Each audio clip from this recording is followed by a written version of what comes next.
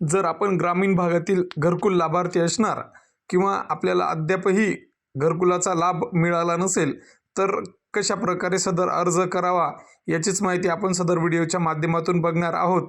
या संदर्भात मुख्यमंत्री देवेंद्रजी फडणवीस यांनी काही महत्त्वपूर्ण माहिती दिली आहे ते थोडक्यात बघूया। आतापर्यंत जेवढ्या गरिबांनी नाव नोंदवलं होतं त्या प्रत्येकाला आता आपण घर दिलेलं आहे। आता नव्याने सर्वेक्षण आपण सुरू केलेलं आहे, कारण ड यादी तयार करतानाही काही लोकांची नावं सुटली होती। आता पुढच्या काळामध्ये त्यांचीही नावं आपण त्या ठिकाणी करणार आहोत।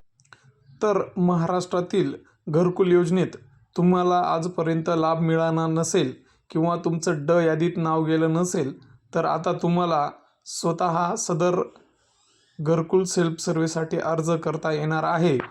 आणि यासाठीच तुम्ही तुमच्या मोबाईलमध्ये आवाज सॉफ्ट या ॲप्लिकेशनद्वारे सदर अर्ज करू शकणार आहात, जेणेकरून तुम्हाला तुमचा घरकुलाचा अर्ज स्वतः करता येणार आहे।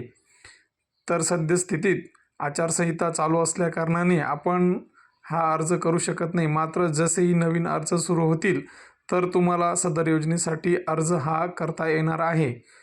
यासाठी तुम्हाला ज्या जागेवर घर बांधायचं आहे अशा जागेचा सेल्फ सर्वे करायचा आहे आणि जिथे तुम्ही राहतात त्या जागेचा देखील सेल्फ सर्वे अशी एकंदरीत सर्व माहिती, जॉब कार्ड नंबर माहिती भरून तुम्हाला सबमिट करायचा आहे। आणि सबमिट केल्याच्या नंतर सदर स्क्रीनशॉट तुमच्या मोबाईलमध्ये काढून ठेवावा, जेणेकरून तुम्हाला कुठलीही अडचण येणार नाही।